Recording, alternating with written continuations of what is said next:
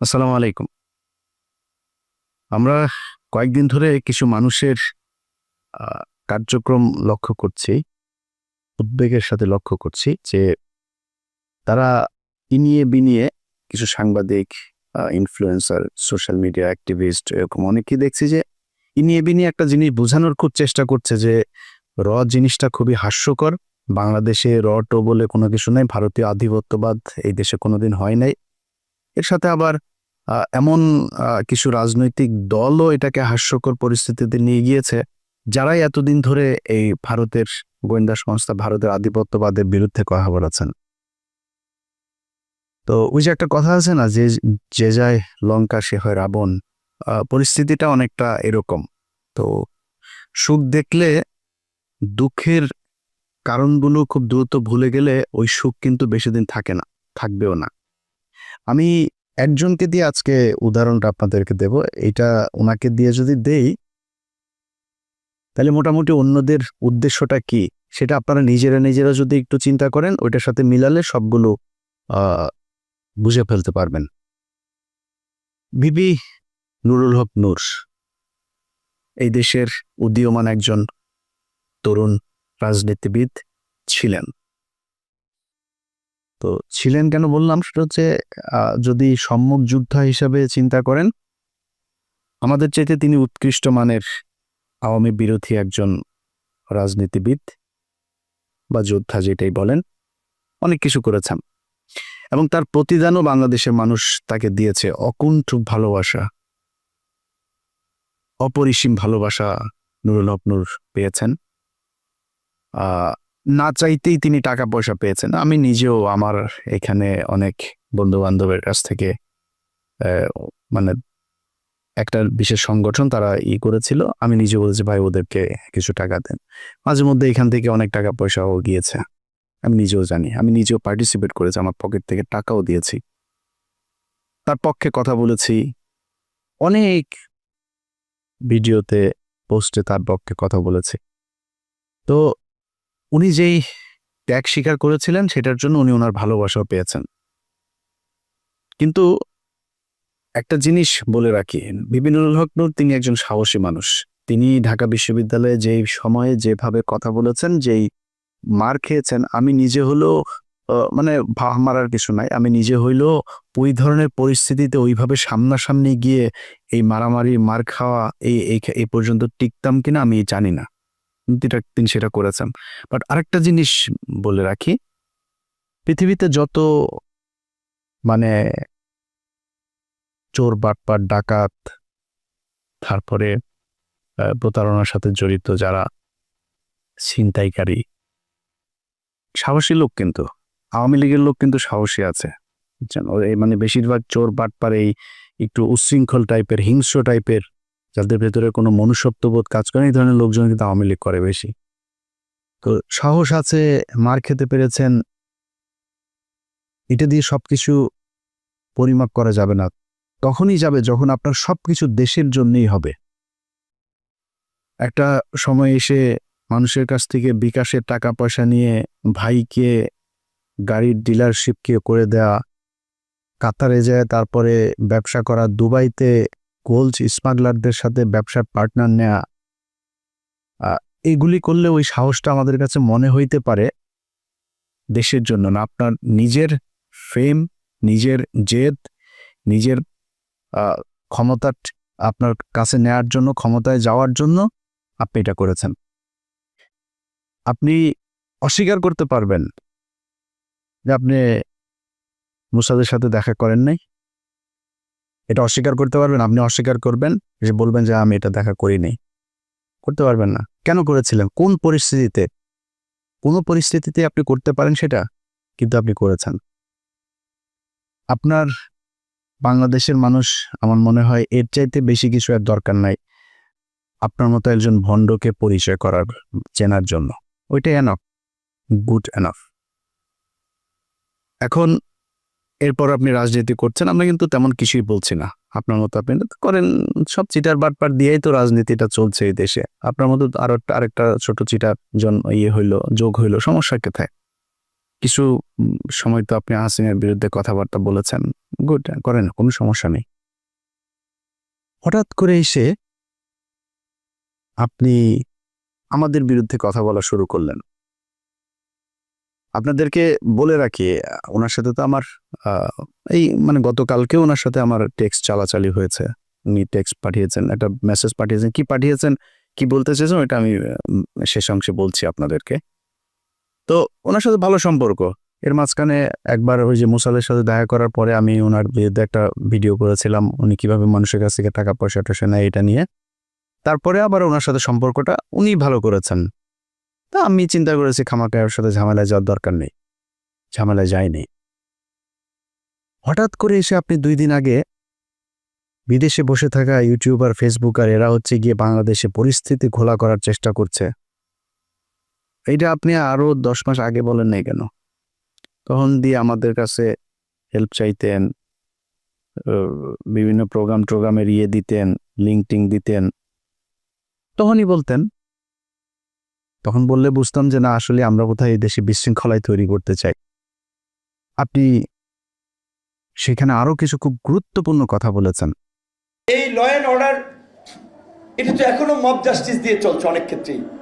সেনাপ্রধান কেন বলছেন যে এই সমস্ত মব জাস্টিস চলতে দেওয়া যাবে না, এবং আমরা নির্বাচনের কথা বলছি, উনিও নির্বাচনের কথা বলছে। এটা তো দোষের কিছু না। অযথা সেনাবাহিনীকে আপনার আরেকটা মুখোমুখি অবস্থানে দাঁড় করিয়ে একটা জনগণের মাঝে বিভ্রান্তি তৈরি করার তো কোনো মানে নাই।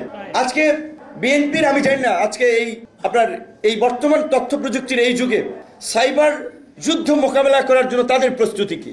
তাদের নেতাদের চরিত্র হনন করা হচ্ছে, যাকে তাকে রয়্যাল এজেন্ট বানিয়ে দিচ্ছে, ষড়যন্ত্রকারী বানিয়ে দিচ্ছে। আর এই যে একজন ইউটিউবার, ফেসবুকার, এরা হচ্ছে দেশপ্রেমিক, দেশের বাইরে থেকে এরা আপনার দেশ স্বাধীন করে ফেলেছে, সিনিয়র নেতাদের চরিত্র হনন করছে। এইগুলো নিয়ে আমি জানি আপনাদের এগুলো কনফিউজ করে কিনা। তো এইভাবে যদি মানুষের মাঝে বিভ্রান্তি তৈরি করে, তাহলে তো মানুষ বিভ্রান্তিতে পড়বে। কথায় কথায় একে ওকে র ট্যাগ লাগায় দেয়। র ট্যাগ লাগায় দেয় মানে কি? আমরা তারেক রহমানের র বলছি নাকি, কারণ খালেদা জিয়াকে বলছি, ভারতের চর বলছি কখনো? সালাউদ্দিনকে কেন বললাম? ওই মির্জা আব্বাসের সাথে গাঞ্জা, মির্জা আব্বাসে তো আমরা রয়ের লোক বলি নাই।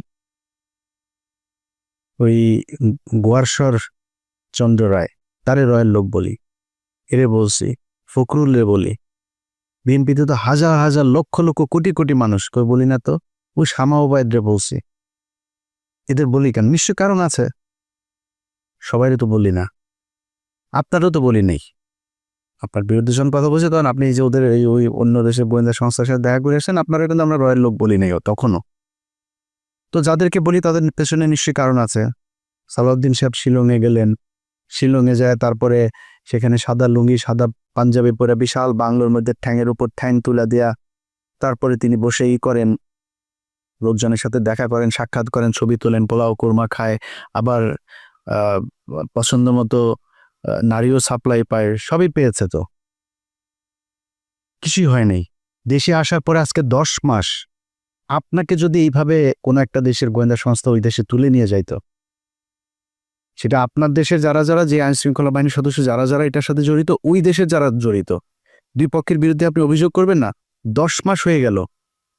ওনাকে একবার ডেকেছিল ওই আইসিটি, আপনার ওই ইন্টারন্যাশনাল ট্রাইব্যুনাল, যেটা, যে উনি জিজ্ঞেস করেছে কি হয়েছে, কিটি কিছু বিবরণ দিয়ে এসে ওনাকে বলা হয়েছে অভিযোগ করতে। উনি অভিযোগ করেন নাই। অভিযোগ না করে তিনি চলে এসেছেন, তার আইনজীবীকে নিয়ে বসে আমরা পরে করব। And it's been 10 months. এই 10 মাসের মধ্যে আমি সময় পান না। আপনার 10 বছর যারা জীবন থেকে ধ্বংস করে দিল, আপনি তাদের জন্য 10 মাসে এসে আপনার অভিযোগ নাই, কোনো আপনার তাদের ব্যাপারে ক্ষোভ নাই, আপনি সেটা গায়েব করে দিলেন। এখন আমি যখন এটা নিয়ে আলোচনায় আনলাম, আপনার আইনজীবী, ওনার আইনজীবী একটা পোস্ট করেছেন। এই ব্যক্তি বলেছেন যে উনি সময় পান না, এটা সালাউদ্দিন সাহেবের দোষ না। ওনাকে বলেছেন সালাউদ্দিন সাহেব আগে, উনি সময় পান না, এই জন্য করা হয়নি। এটা মানুষ খাবে। তো ভিপি নুরুল হক নূর, উনি খুব কষ্ট লাগলো ওনার। ওইটা শোনার পরে কিন্তু আমার মনে হইল যে সামথিং ইজ রং দেয়ার। আমার এই গত কয়েকদিনে আমি কয়েকজন মানুষের যেই মানে তাদের যেই কি বলবো যে কার্যক্রম, তৎপরতা, এগুলো দেখে আমি কনফার্ম হয়েছি টাকা এক জায়গা থেকে বিশাল বড় অঙ্কের পেয়েছেন। আমি দীপিনুরকে আগের বার যেভাবে ধুয়েছিলাম না, দীপিনুর আমার সাথে কথা বলার প্রশ্নই আসে না, সে এরকম ছেলেই না, যথেষ্ট ঘাটতার আসে। এসছে কেন? কৌশল। আমার সাথে সে ঝামেলায় যাইতে চায় না, আমার সাথে ঝামেলায় গেলে তার রাজনৈতিক ক্যারিয়ারের সমস্যা হবে, সে নিজে ওই গোলাম ময়লা রনির মতো হারায় যাবে, এই জন্য সে আমার সাথে আসতে চায় না। তো আসলো, এসে তারপর আমারে নিয়া যা মনে চায় আমাদের সবাই, আমি কনক সরোয়ার, পিনাকি ভট্টাচার্য, আমাদেরকে যা মনে চায় তাই বলল। এখন সে এই ঝুঁকিটা কেন নিল?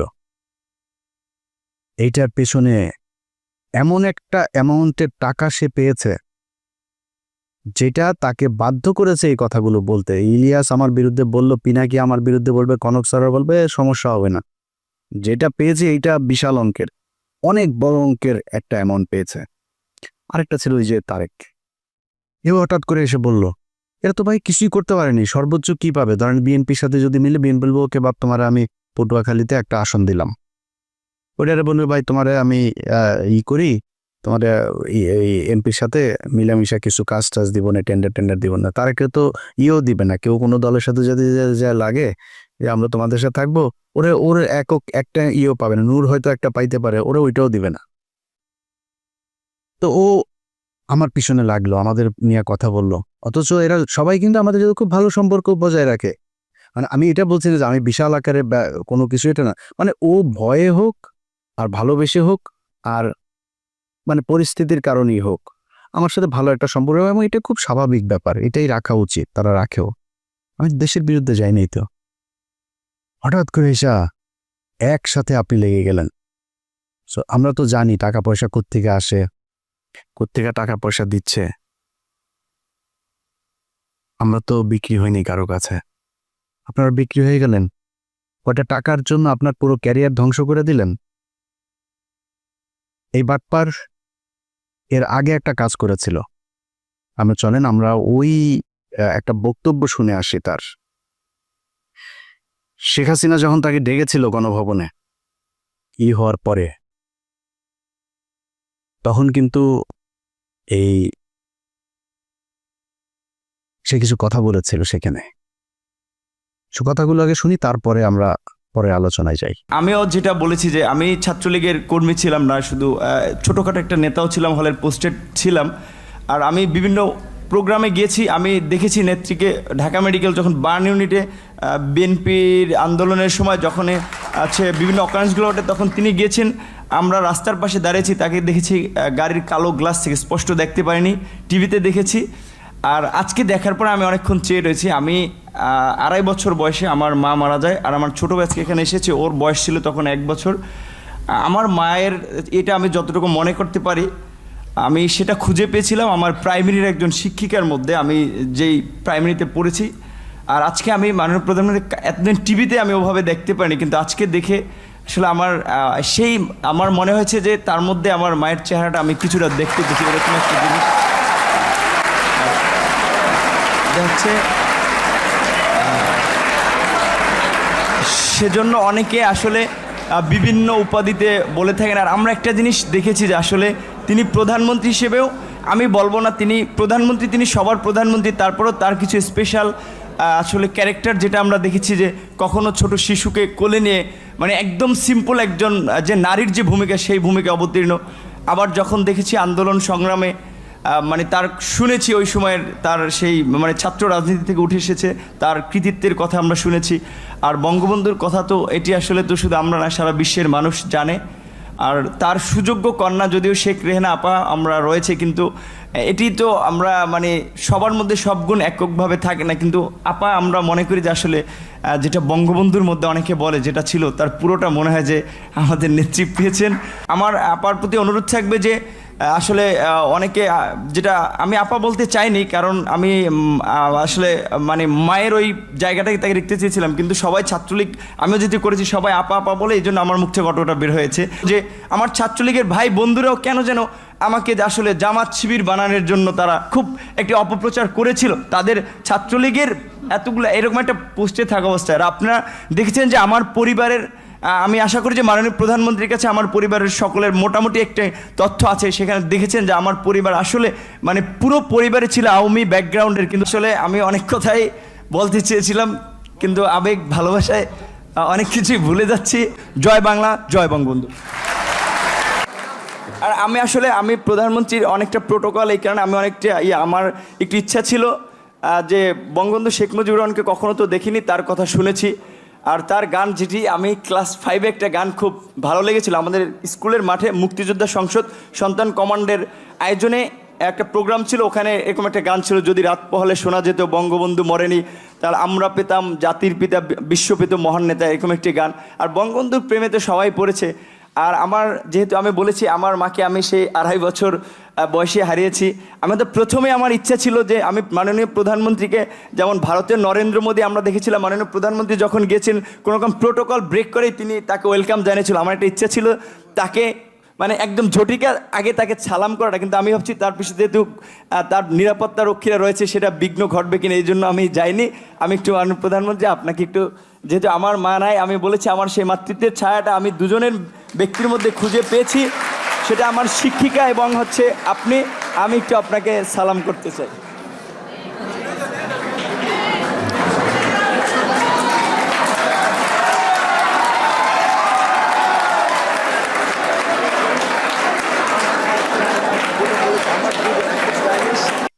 আচ্ছা, এই যে বক্তব্যটা সে দিয়েছে, এই বক্তব্যটা আপনারা শুনেন। এই বক্তব্যটার কনক ভাই তার ইউটিউবে 2 দিন আগে আরেকবার দিয়েছে, ওইটার লিঙ্ক আবার আমি আমার ফেসবুকেও শেয়ার দিয়েছিলাম। তো শেয়ার দেওয়ার সেটা আবার তার চোখে পড়েছে, পড়ার পরে সে সকাল থেকে কিন্তু আমি ভিডিও যখন রেকর্ড করছি, এটা হয়তো আপনারা কালকে দেখবেন, সে সকাল থেকে কনক ভাইকে অনেকবার ফোন দিয়েছে। আমি কনক ভাইয়ের সাথেই ছিলাম, অনেকবার ফোন দিয়েছে সে।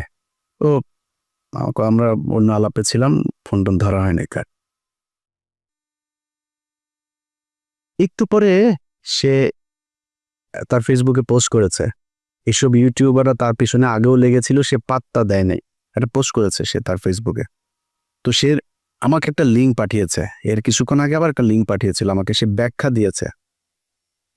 সে ব্যাখ্যায় সে বলেছে, কি বলেছে চলেন ব্যাখ্যাটা আগে শুনি। ওই যে শেখ হাসিনার ওইখানে গণভবনে গিয়ে যে বক্তব্য দিয়েছিল, সেটা ব্যাখ্যাতে তার জবাবটাতে আপনারা সন্তুষ্ট হন কিনা চলেন শোনা যাক। আমার কাছে ফোন আসলো তৎকালীন প্রধানমন্ত্রীর কার্যালয়ের থেকে, যে ডাকসুর সমস্ত প্যানেলকে তিনি চায়ের আমন্ত্রণ জানিয়েছে। যাওয়ার সিদ্ধান্ত নেওয়ার আগেই তখন আমার বাবাকে এই পটুয়াখালী থেকে ঢাকায় নিয়ে আসা হয়, এবং নিয়ে এসে তাকেও কিছুটা আসলে যে আতঙ্কিত করা হয়, আপনার ছেলে যদি না যায় আপনার ছেলেকে মেরে ফেলতে পারে। যে দেখেন খালেদা জিয়ার মতো একজন বিশাল মাপের নেত্রী, তাকে জেলে নিয়েছে, বিএনপির নেতাকর্মীরা কি আন্দোলন করে তাকে বের করতে পেরেছে? সে যদি না যায় এটার জন্য তার পরিণতি কিন্তু চরম আসলে খারাপ হতে পারে। তো এখন আমার মা নেই, তো আমার বাবা আসলে এক প্রকারে আমার বলা চলে যে খুব ক্ষমা চাওয়ার মতো, যে বাবা আমি তো তোদেরকে মানুষ করেছি, আমি তোদের কাছে কিছু চাই নাই, বলি নাই, তোরা বিশ্ববিদ্যালয়ে পড়স, আমি তোর একটা অনুরোধ করি যে যেহেতু প্রধানমন্ত্রীর পক্ষ থেকে দাওয়াত করা হয়েছে, গণভবনে যাও। উনি স্বাভাবিকভাবেই যে একজন মায়ের জাতি, তো ওনাকে তুমি সেভাবেই সম্মান করবা। আমার বাবাই আমাদেরকে তখন মায়ের আদর বাবার আদর দুটো দিয়ে বড় করেছে। তখন আসলে আমি খুব একটা দায়বদ্ধতার মধ্যে পড়ে যাই যে আমার বাবার কথা বা বাবার একটা আকুতি, বা আমি নিজে যে ক্যারেক্টারের বলা চলে, সেটা আমার বাবার অনুরোধের কারণে। এবার আপনারা বলেন, তার এই যেটা সে বলেছে এটাতে আপনারা সন্তুষ্ট কিনা? আপনারা নিজের কাছে জিজ্ঞেস করেন।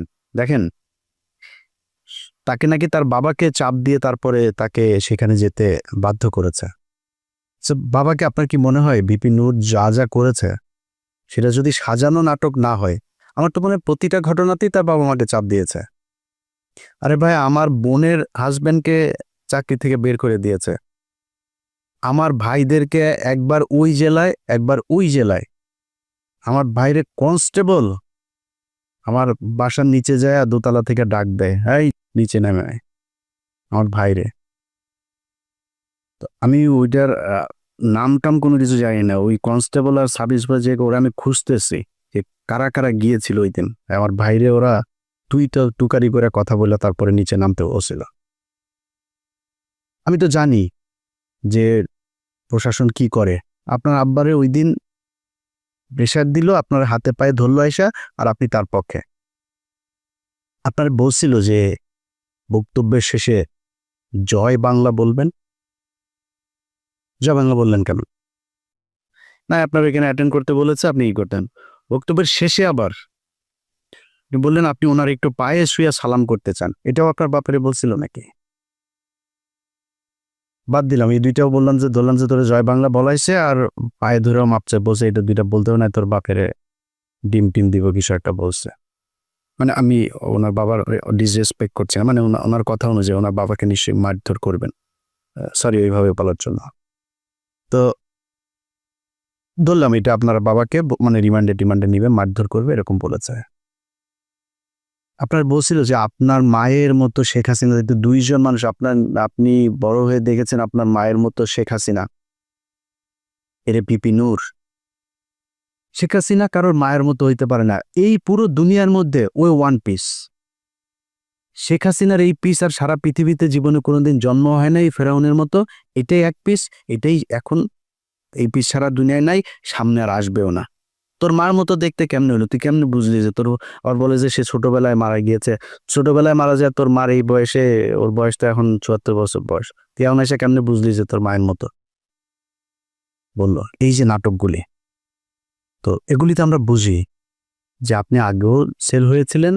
সেদিন ওইখানকার এসএসএফ এর একজনের কাছে শোনা আপনি ব্যাগ নাকি নিয়েই বের হয়েছিলেন।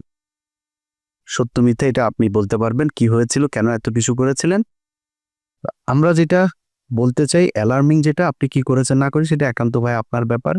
যেটা অ্যালার্মিং, এই ধরনের ছোট ছোট রাজনীতিবিদরাও যদি নাকি বিদেশি গোয়েন্দা সংস্থার টাকা নিয়ে সেই গোয়েন্দা সংস্থার পক্ষে কাজ করার জন্য এইভাবে উঠে পড়ে তারপরে লাগে, এটাই দেশের অস্তিত্বের জন্য চরম হুমকি। এই দেশের সেই ৭১ থেকে শুরু করে এই পর্যন্ত এই গোয়েন্দা সংস্থা ভারতীয় এরা আছে, ছিল, এরা থাকবেও, এদের কার্যক্রম এরা চালাই যাবে। এই যে ২ দিন ধরে আপনার জামায়াত নেতা এটিএম আজহার, তিনার মুক্তির পরে দেখবেন ওই যে ৩-৪ জন লোকজন নিয়ে তারপরে বাম এসে, সংস্কৃতি কর্মী এসে, শিবিরের ভাইদের বলবো পাঁচড়া উদাম কইরা লাল বানায় দেবেন। যেটা নামে আসবে এই বিচার পৃথিবীর ইতিহাসের সবচাইতে নিকৃষ্টতম, এই ধরনের কোনো ঘটনা ছাড়া ঘটনা বানায় এইভাবে জলজ্জান্ত মানুষকে একটা গণতান্ত্রিক দেশের কোনো সরকার এইভাবে এই সভ্য সমাজে ফাঁসি দিতে পারে, এই নিকট অতীতে এই পর্যন্ত এই পৃথিবীতে এই ঘটনা ঘটে নাই, যেটা শেখ হাসিনা ঘটিয়ে গেছে। শুধুমাত্র রাজনৈতিক প্রতিদ্বন্দ্বিতার কারণে তাদেরকে হত্যা করা হয়েছে। আমি মনে করি এই জামায়াতের যে নেতাদেরকে হত্যা করা হয়েছে তাদের পরিবারের কাছে রাষ্ট্রীয়ভাবে ক্ষমা চাইতে হবে, এই বিচার কার্যের সাথে যারা ছিল তাদের সবার বিচার করতে হবে এবং ওই পরিবারকে যথাযথ ক্ষতিপূরণ দিতে হবে। এটার বিরুদ্ধে যারা যারা কথা বলছে এখন, যারা এই মাঠ গরম করার চেষ্টা করছে, সব কটা রয়ের টাকা খায় তারপরে করছে।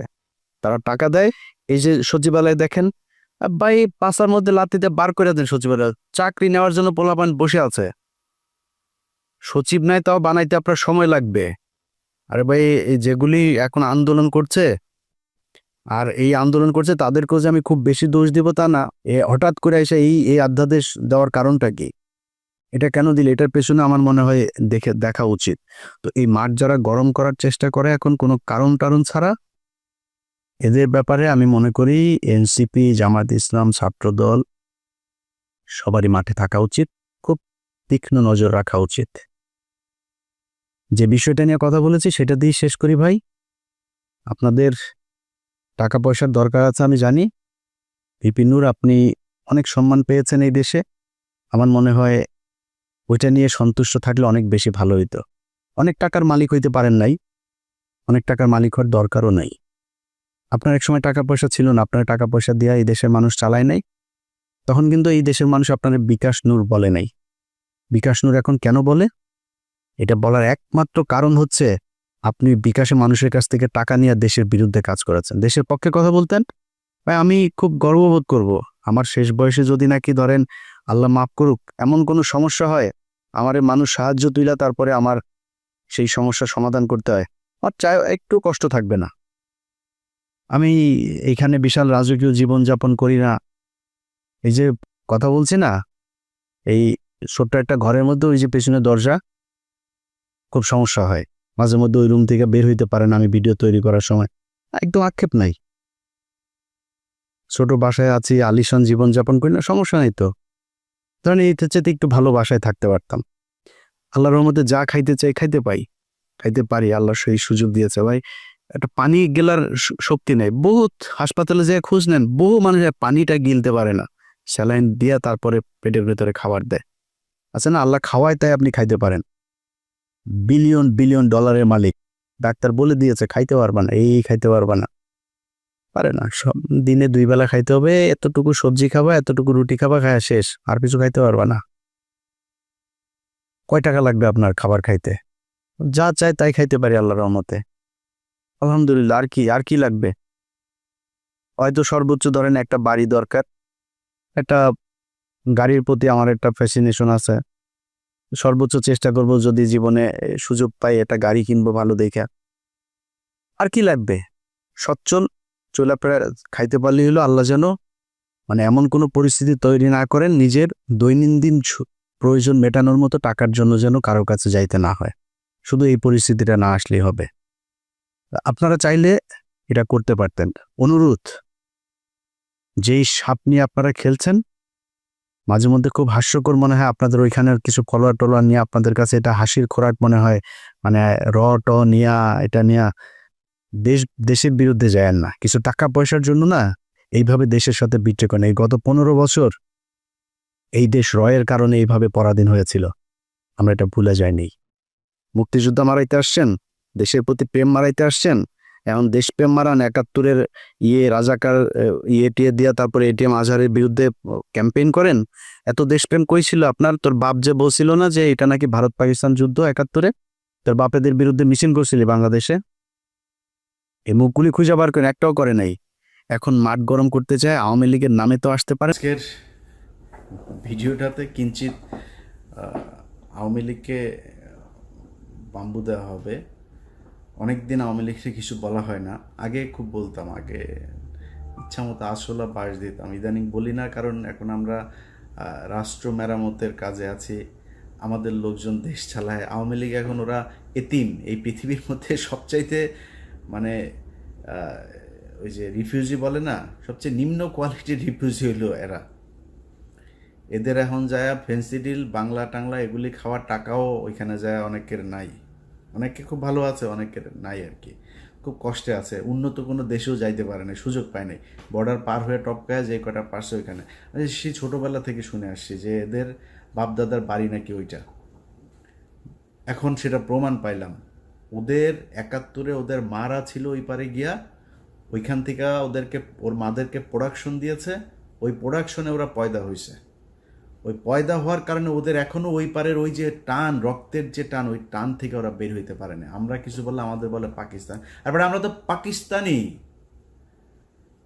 আমার তো বাপ দাদা সব পাকিস্তানি, তোর বাপও পাকিস্তানি, তোর বাপ সবার শেষে বাংলাদেশে পশ্চিম পাকিস্তানের পাসপোর্ট হোল্ডার তোর বাপ।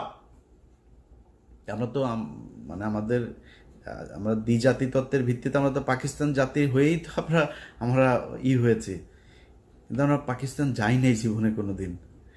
তোরা মাঝে মধ্যেই যাস, এখন পার্মানেন্ট গিয়েছিস। ওইখানে গিয়া এই ভিডিওটা যখন করছি রাত, তখন আপনাদের বাংলাদেশে 3:30 সাড়ে 3টা বাজে। ভারতে ধরেন আধা ঘন্টা আমাদের চাইতে ডিস্টেন্স, তো ওরা তো সব ভারতে গিয়ে আছে, ওরা সব গভীরভাবে ইতে আছে ইউনূস পতন হবে আর ওরা দেশে ঢুকে যাবে।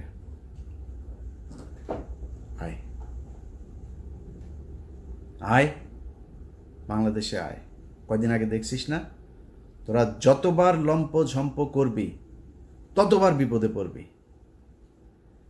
কয়দিন আগে ব্যান হয়েছিস না এক ফাজলামি কইরা, এর আগে 32 নম্বর খাইয়া দিছি না, এর আগে একবার পাকনামি করছিস না, তোর বাপের বিচি টাইনা ধরে তোর মেরে ফেলছে না বাংলাদেশের মানুষ। ডালিম ভাই এক বিচিতে ধরছে, রাশেদ ভাই আরেক বিচিতে, নূর ভাই মাঝখানের ইসলাম ধরে টান দিয়া ছিঁড়া ফেলছে না? তোর বাপেরে বাল ফলাইতে পারছিস? তোর মারে 45 মিনিটের সময় দিয়ে বাংলাদেশের মানুষ পলায় গেছিস। 14 গোষ্ঠী সব পৃথিবীর ইতিহাসে এরকম ঘটনা ঘটে নাই। গ্রামের মেম্বার থেকে শুরু করে বাইতুল মোকাররমের খতিব সব একসাথে পলাইছিস, একদম পুরো গোষ্ঠী শুদ্ধ পলাইছিস। এই কথা তোদেরকে গত 5 বছর অসংখ্যবার বলে এসছি। এমন একটা দিন আসবে পালানোর রাস্তা পাবি না। তোরা আওয়ামী লীগ করিস এটা কেউ বলতে পারবি না মুখ দিয়া। এসছে সেই দিন, অস্বীকার করছিস, ভাব দেখাইছিস, সেই 75-এর দিন আর নাই, এখন আসবে। এখন তোদের এমন অবস্থা হয়েছে যে তোরা সারা দেশে, ভাই আমি আওয়ামী লীগ করি না, আমি জামাত করি, বিএনপি করি, মাফ করে দেন আমারে। এই অবস্থা হয়েছে না তোদের? বিএনপি, এই ইশরাক, এই যে এখন যিনি মেয়রের ইনিয়া যেটা চলছে, সেই এই ইশরাক তোদেরকে বলছিল যে পুলিশ ছাড়া মাঠে আয়। তোদেরকে 1 ঘন্টা সময় দিবে না বিএনপি। 15 বছর চেষ্টা চালাইছিস, বিএনপি ভাঙতে পারছিস? জামাতের শীর্ষ নেতাদের সব ফাঁসি দিছিস, ভাঙতে পারছিস? 2টা দলই স্ট্রং হয়েছে আগের চাইতে। কিন্তু তোদের 75-এর পরে আওয়ামী লীগ বলার নাম মানুষ পাস নাই, 24-ও পাচ্ছিস না। এটা তোদের ভবিষ্যৎ। যেদিন আবার মনে কর খুব হাইপোথেটিক্যালি একটা সময় আসবে, তুই আবার ক্ষমতায় আসবি, আবার তোদের এই একই অবস্থা হবে যদি চরিত্র পরিবর্তন করতে না পারিস। যেই নামে আসিক, আওয়ামী লীগ নামে তোরা নির্বাচন করবি, এই স্বপ্ন দেখিস না। যেই নামেই তোদের এই লোকগুলি তো থাকবে, এই লোকগুলির যদি আলাদা কোনো দল হয়, সেই দল থেকে ক্ষমতায় আসিস এবং এরকম করিস, এই আবার তোর আব্বার মতো আর তোর মার মতো অবস্থা হবে। তোর বাপের মনে আছে না, 14 গোষ্ঠী একদম পাড়া মারা ফেলছে বাঙালি, মিষ্টি বিলায় খাইছে। তারপরে শিখতে পারছিস কিছু? কোনো কিছু করতে পারছিস? আজকে তোরা এখন লাফালাফি করতে যে দেশে যাবি। তোরা দেশে যাবি কেন? আবার ওই যে ওয়াসিমের মতো মাইরা তারপরে এই গাড়ির উপর থেকে ফেলবি জীবন্ত মানুষকে, ওই জন্য? আবার ওই যে রোজা ভাঙায়া মহিলারে ধর্ষণ করবি, এই জন্য যাবি আবার দেশে? একটা মানুষকে মসজিদ থেকে তুলে নিয়ে যায়, তারপরে জঙ্গি বানায় তারে 1.5 মাসের বাচ্চা সহ তাদের উড়াই দিছিস বোম্বাইরা, জঙ্গি নাটক সাজায়। এটাই তো তোরা। তোরা আবার বাংলাদেশে যাবি, এই স্বপ্ন দেখিস? এত সাহস তোদের? যা, রাস্তায় যা। তোরা যখন যাবি কোন প্রোগ্রাম দিবি দে বল, কয়টার সময় যাবি, কোন জায়গায় যাবি বল। আমি তোরা গ্যারান্টি দিলাম, বিএনপি, জামাত, এনসিপি, সাধারণ মানুষ, নূরের দল, যেই দল এই দল, সব দল একসাথে হয়ে তোরে পেটাবে। যা, সময় দে। তুই কবে আসতে চাস? ইশাক তোদের বলছিল না পুলিশ ছাড়া? এখন পুলিশ নাই, এখন পুলিশ তোদের পিছনে নাই, আয় রাস্তায় আয়, তোদের সাথে খেলবে। তোরা আবার বলতে পারিস যে আমি আমেরিকায় বসে বসে, আর বেটা আমেরিকা বসে দেশ চালাইতেছি, তুই কি মনে করিস? তোর বাপ পাকিস্তানে বসে দেশ স্বাধীন করছে না? আমি দেশ চালাইতেছি আমেরিকা বসে। আমি যা বলতেছি তাই, তুই যা, আমি তোরে কথা দিলাম। তোর যদি পেটাইতে না পারে বাংলাদেশের মানুষ, আমি কান কেটে ফেলাই দেব। যা, তোরা বাংলাদেশে গিয়েই কর। তোদের ভেতরে যদি মিনিমাম কোনো মনুষ্যত্ব বোধ থাকতো, বিবেক বোধ থাকতো, মানুষ যা চিন্তা করে ওই চিন্তা যদি আওয়ামী লীগের তোদের মাথায় থাকতো, জীবনে কোনোদিন আর মুখ উঁচু করে কথা বলতে পারতি না। তো লজ্জা লাগে না তোদের এখন? এই যে সারাটা দেশে তোদের অবস্থা দেখ, সব আওয়ামী লীগ এখন, আমি বিএনপি, ভাই আমি জামাত, মাফ করে দে, ভুল হয়েছে বলতেছিস না এগুলি? সারাটা দেশে তোদের এক অবস্থা। লজ্জা করে না? এই লজ্জা তোরা মনে কর, কথার কথা তোরা আবার আসলি, ক্ষমতায় আসলি, আবার ফের ক্ষমতায় আসার পরে তারপরে তোরা দেশ চালাইলি, বিএনপি জামাতটা পিডিআইটিটা আবার সোজা করে ফেললি। এই যে গত 9 মাস, কালকে তোর হাসিনা ক্ষমতায় আসলো, মনে কর কালকে হাসিনা ক্ষমতায় এলো, ইউনূস চলে গেল, যেমনটা শিরোনামে বলছিলাম, তোরা দেশ চালানো শুরু করলি। এই 9 মাসের ক্ষত, এই যে অপমান, এটার জবাব কি দিবি? তোরা তো বলতিস, আমরা তো 5 বছর বলতাম যে তোদের একদিন সময় আসবে আওয়ামী লীগ নামের উপরে মার খাবি, খালি শুনবে আওয়ামী লীগ মার খাবি। রাস্তায় মার খাচ্ছিস না, মিছিল করছিস, তোরা গণধুলাই খাচ্ছিস। এদিন এই যে লোকটার জন্য আমার খুব মায়া লাগে, এই যে অভিনেতা ওর নাম কি, সিদ্দিক, এই লোক বেচারারে ছেড়ে দেওয়া উচিত। এ কমেডিয়ান। এখন নুসরাতের ধরেন জিনিস আছে, নুসরাত জিনিস দিয়া ছাড়া পেয়ে গেছে, এখন ওর তো জিনিস নেই, ও ছাড়া পাবে কেমন? ওরে জেলে ঢুকায় গেছে। যাই হোক, খালি জামাত আওয়ামী লীগের পক্ষে একদিন কথা বলছিল, ওই যে নমিনেশন আনতে যায়, কি পেটানো ওটা পেটাইছে দেখ। ওদের লজ্জা শরম কোনো কিছু যদি থাকে জীবনে, আর এই হুমকি দেওয়ার সাহস পাইতে না। এখন তোরা হুমকি দিস, লগি বইটা নিয়ে কালকে আওয়ামী লীগের বিভিন্ন পেজে টেজে ওরা রাতে না পারে দেশে চলে আসে। এরকম এক পরিস্থিতি, লগি বইটা নিয়ে তারা নাকি মারা ফেলবে, খায় ফেলবে, একটা কেউ যেতে দিবি না, বেরোতে দিবি না। কই যাবে রে? বাংলাদেশের বিএনপি জামাতের লোকজন এই দেশেই ছিল, এই দেশেই আছে, এই দেশেই থাকবে। এনসিপির লোকজন এই দেশেই থাকবে। দেশে তাদের মধ্যে অনেক সমস্যা হবে, অনেক গ্যাঞ্জাম হবে তাদের নিজেদের মধ্যে, তারা দেশ ছেড়ে যাবে। তোরা দেশ ছেড়া পারবে? তোরা সারা জীবন তোদের 14 গোষ্ঠী বিয়েও করছে, বাইরে বিয়েও করছে বিধর্মীদের সাথে, তারপরে তোদের কিছু হইলেই দেশের বাইরে যাওয়া, এগুলো তোদের কাজ। খালেদা জিয়ারা পাঠাইতে পারে না, এর আগেও দেশ থেকে পাঠাইতে পারে নাই, তোরা চলে গেছিস। তারপরে এই সমঝোতা করে তারপরে তোরা আসছিস মইনুদ্দিন ফখরুদ্দিনের সেফ এক্সিট দিবি, এগুলো বলে, এগুলো তোদের কাজ। তোর বাপ 4 দিনের চোরাই মন্ত্রী হয়েছে, তোদের বাপেদের বইতে লেখা, চোরাই মন্ত্রী হয়ে আসে পাকিস্তানে যায়। 7ই মার্চ বাংলাদেশের মানুষ স্বাধীনতা চেয়েছিল, তোর বাপ পাকিস্তানের সাথে আলোচনা করতে করতে 24-25 মাস পর্যন্ত নিয়ে গিয়েছে। তোদের চরিত্র এটা, চুরি করে পলায় তারপরে থাকা। সাহস যদি থাকে এই দেশে, বাংলাদেশে বিএনপির আছে, জামাতের আছে, এনসিপির আছে, বাংলাদেশের সাধারণ মানুষের আছে যারা আওয়ামী বিরোধী। তোরা পৃথিবীর মধ্যে সবচেয়ে কাপুরুষ। তোদের যখন ক্ষমতা থাকে, পুলিশ থাকে পেছনে, তখন তোরা বিশাল ব্যাটাগিরি দেখাইতে পারিস। পেটায় মানুষের, রাস্তার মধ্যে মানুষকে তোরা পেটায় মারতে পারিস, এর বাইরে পারিস না।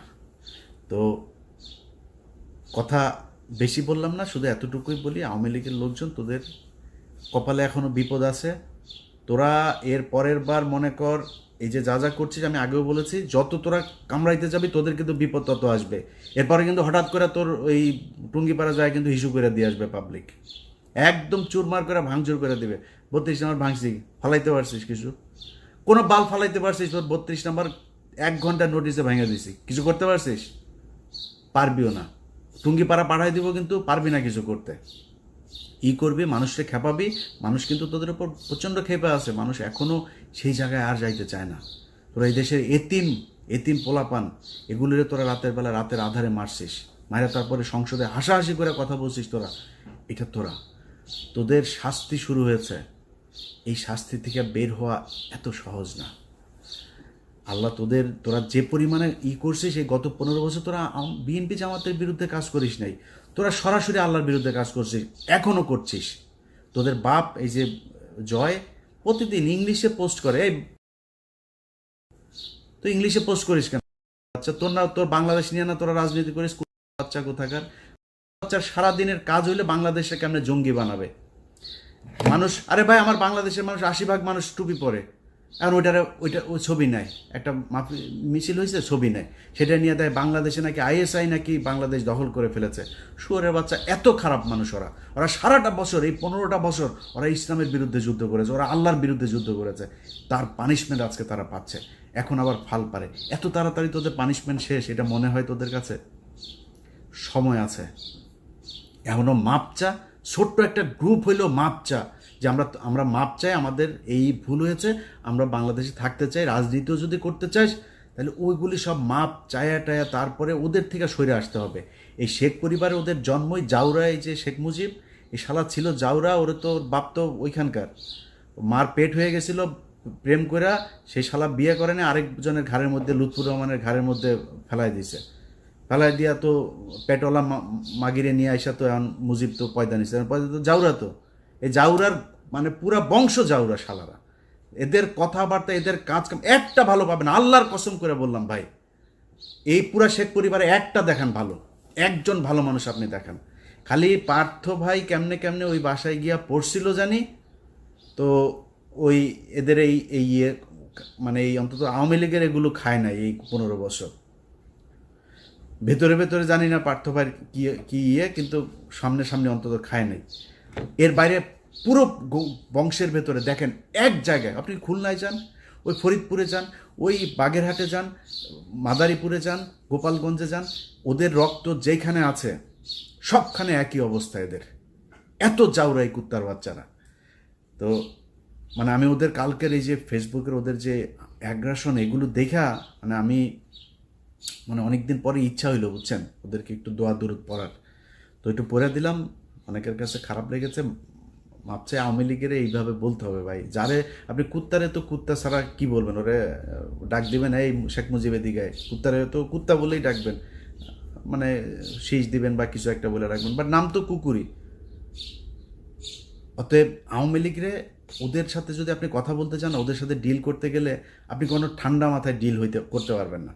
একটা দোকানের মাথায় বসবেন, ওদের একজন থাকবে, আপনারা 50 জন, ওই শালার সাথে পারবেন না। পয়দা তো হয়েছে যে বর্ডারের ওই পাশে অনেকগুলো মিলা দাদারা মিলা তারপরে আকাম করে ছেড়ে দিছে না, এগুলি এখন আইসা ফুটফুটে সুন্দর ছাত্রলীগ, ফুটফুটে সুন্দর যুবলীগ এগুলি হয়েছে। তো ওদের চরিত্র কি হবে আমারে বলেন? ঠিক হইতে পারবে না তো, কারণ ব্রেন তো ধরেন মানে বিকৃত যৌনাচারের মাধ্যমে তৈরি হয়েছে, তো এগুলোর ব্রেন ঠিক নেই। এদেরকে এইভাবেই বলতে হবে। এজন্য বললাম, ভদ্রলোক আমার ভিডিও যারা দেখেন আপনাদের কাছে মাপ চাই এইভাবে বলার জন্য। বাট যেটা বলছি পরিস্থিতি ওইরকম হলে আবার এইভাবেই বলবো, আগে থেকে বলে রাখলাম। সবাই ভালো থাকেন। আর সব শেষ এক লাইন একটা কথা বলে দেওয়া যায় ভাই, 5 তারিখের পরে দেশটা এরকম চলার কথা ছিল না। আপনাদের নিয়ে অন্য এক ভিডিওতে কথা বলবো। খালি আল্লাহর কাছে অনুরোধ, আল্লাহর ওয়াস্তে অনুরোধ আপনাদের কাছে, যে 5 তারিখের পরে এই যতগুলো মানুষ মারা গিয়েছে, এই মানুষগুলোর দিকে তাকায় হইলেও একটু ধৈর্য ধরেন। খাইতে পারবেন ভাই, খাওয়ার সময় আছে, খাইতে পারবেন, খাইয়েন, এত অস্থির হয়েন না। 5 তারিখের পরে যদি খালি এখন পর্যন্ত একটা মানুষ গুম হয় নাই, 5 তারিখের পরে এখন আর কাউকে জঙ্গি হিসাবে দেওয়া হয় না, বাংলাদেশে আর কোনো জঙ্গি হামলা হয় নাই, নাটক সাজানো হয় নাই, এটা সত্যি কথা। কিন্তু আমি সরাসরি বলি, ঘুষ দুর্নীতি 1 টাকাও কমে নেই। আমি আমি আমি ইলিয়াস হুসাইন, আমি কত মানুষকে যে মানে ঘুষের থেকে বাঁচাই, কত মানুষকে তার মানে বিপদের থেকে বাঁচাই আল্লাহর রহমতে। আমার কাছ থেকে 1 কোটি টাকা ঘুষ চাইছে, আমার নাম বলছে সেখানে একটা কাজে, কি কাজে সেটা বললাম না, জায়গা মতো দেওয়া হয়েছে আমার একটা ফাইলের ব্যাপারে, তো তারে দিয়েছি, সেই উপদেশটা বলেছে যে সে অ্যাকশন নেবে, এটা পাবলিক আনলাম না। আমার কাছ থেকে আমার নাম বলার পরেও সে টাকা চায়, কত ডেসপারেট হয়ে গিয়েছে আপনি দেখেন, চিন্তা করেন। সচিবালয়ে চাকরি করে, আমার কথা বলার পরে সে 1 কোটি টাকা ঘুষ চায়। ছোট্ট একটা কাজ, আরে ভাই আমি গরিব মানুষ, আমার ছোট্ট একটা কাজ, খুব মানে আপনারা মনে করেন না আমি তদবির করতে, মানে একটা জেনুইন কাজ। এই কাজের জন্য একটা লোককে পাঠাইছিলাম, 1 কোটি টাকা চাইছে, সে বলছে যে এটা ইলিয়াস ভাইয়ের কাজ। এটা বলার পরে সে বলছে ভাই এটা তো দিতে হবে, বুঝে নি তো, বাইরের লোক নাকি নিবে তার কাছ থেকে। তো আমি ওই মাননীয় উপদেষ্টাকে দিয়েছি, সে বলেছে এটা ব্যবস্থা নিবে, তো আশা করি ব্যবস্থা তার বিরুদ্ধে নেওয়া হবে।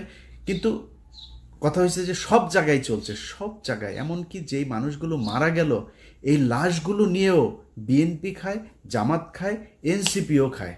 ওদের ভাই ওদের কোলে মারা গিয়েছে, সেই এনসিপিও আসামি বের করার জন্য খায়, ঢুকানোর জন্য খায়।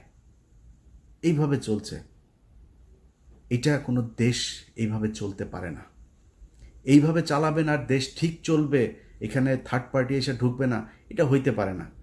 তো আল্লাহ আপনাদেরও আল্লাহ বিবেক দেখ। আপনারা সব বিশাল ভালো ভালো মানুষ, সব খুব মানে পরহেজগার মানুষ, আপনাদের মুখ দিয়ে খুব সুন্দর সুন্দর করে কথা বলেন, দাড়ি টুপিও আছে। 2 দিন আগে একজন ডিআইজি, যে কোনো এক রেঞ্জের ডিআইজি, দাড়ি টাড়ি আছে সুন্দর, আমি খুব সৎ মনে করতাম। 2 দিন আগে তার আমি বিশাল সৎ মনে করছিলাম, তারা অনেক তার পক্ষেও আমি লেখালেখি করছি। 2 দিন আগে শুনি সে সমানে খাইছে। আরে ভাই কিরে, নামাজও পড়ে, রোজাও রাখে, তার দাগ হয়ে গিয়েছে এখানে। এটা কি নামাজ রে ভাই, এটা কি ভদ্রতা? আর শালা তুই ঘুষ খেলে তো দাড়ি কাট, তোর দাড়ি টুপির দরকার কি? তোর কাট বেটা, বাল বড় করে তারপরে মুখে লাগা। তোরা এই হলো অবস্থা। এই জাতির জন্য এখানে একদিন মসজিদে গিয়েছিলাম নামাজ পড়তে, যাই দেখি এইখানে মসজিদের মধ্যে কমিটি সভাপতি সেক্রেটারি হওয়া নিয়ে মারামারি মসজিদের ভেতরে। ওই দিন চিন্তা করছি আল্লাহ এই জাতিরে দিয়ে আর জীবনে কোনো কিছু হবে না। তারপরেও কথা বলি কেন জানিস?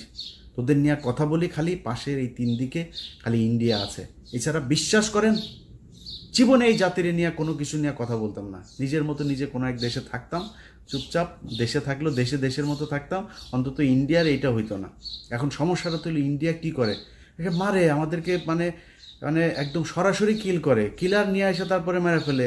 সেই 25শে ফেব্রুয়ারি থেকে শুরু করে এই 5 আগস্ট পর্যন্ত পুরোটা সময় তারা আমাদের উপরে এই হত্যাযজ্ঞ চালিয়েছে। এটার কারণে খারাপ লাগে। সংঘবদ্ধভাবে মুসলমান মেয়েদেরকে টার্গেট করে হিন্দুরা, এই জন্য খারাপ লাগে, এই জন্য কথা বলি। আদারওয়াইজ এই দেশ নিয়ে কোনো মাথা ব্যথা দেখাইতাম না। তো আল্লাহ আপনাদের জন্য হেদায়েত দেন। দেশটা এখনো বিপদ থেকে উদ্ধার হয় নাই, এইটুক যেন আল্লাহ আপনাদেরকে বুঝার ক্ষমতা দেয়। সামনে ক্ষমতায় আসবেন, 5 বছর সময় পাবেন, খায়েন ভাই, যারা আসেন তারা খায়েন, কোনো সমস্যা নেই। আল্লাহর রাস্তায় একটু বিরতি দেন, সিরিয়াস হন। আল্লাহ হাফেজ।